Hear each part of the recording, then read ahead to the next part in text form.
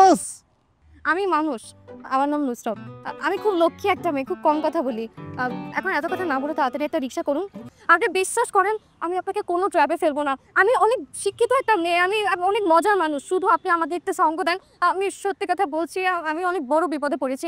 আমি আপনাকে কি বিপদে ফেলবো বলেন? আমি নিজেই অনেক বড় বিপদে আছি। আপনি তাড়াতাড়ি একটা রিক্সা করেন প্লিজ। আমি বিপদে আছি। শোনেন, মানুষের মনটা সবসময় অন্ধকারই থাকে, সারাদিন বাতি জ্বলতেই থাকে। বোঝেন নাকি বোঝেন নাই? কথায় কোনো ভেজাল আছে? আছে আছে, ভেজাল আছে। আপনি বাইরে থেকে দেখতে যতটা স্বাভাবিক, ভেতরে ততটাই অস্বাভাবিক। আরে দূর মিয়া, আপনি তো অনেক বেরোছেন। আর আপনি মিথ্যাবাদী। এটা কেমন কথা হলো? এটাই সত্য কথা হলো, ভালো কথা হলো। পচা কথা। বুঝতে পেরেছি। আপনি আমাকে সামনে দাঁড়িয়ে আবার জায়গা দেখে নামিয়ে দিন।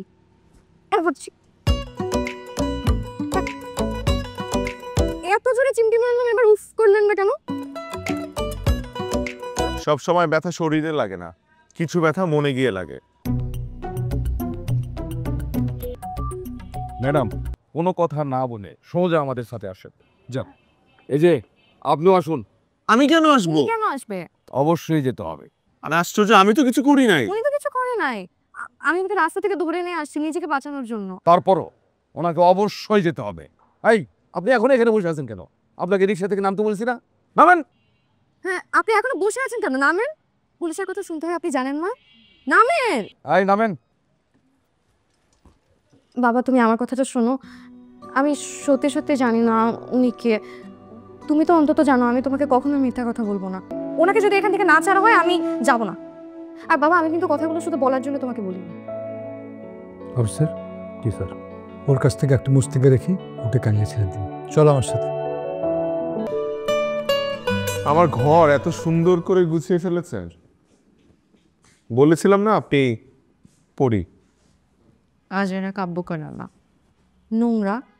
এখন থেকে এইভাবে সুন্দর করে ঘর গুছিয়ে রাখবেন, তা না হলে আপনি আবারও আসবেন। তারপরও নোংরা করবেন।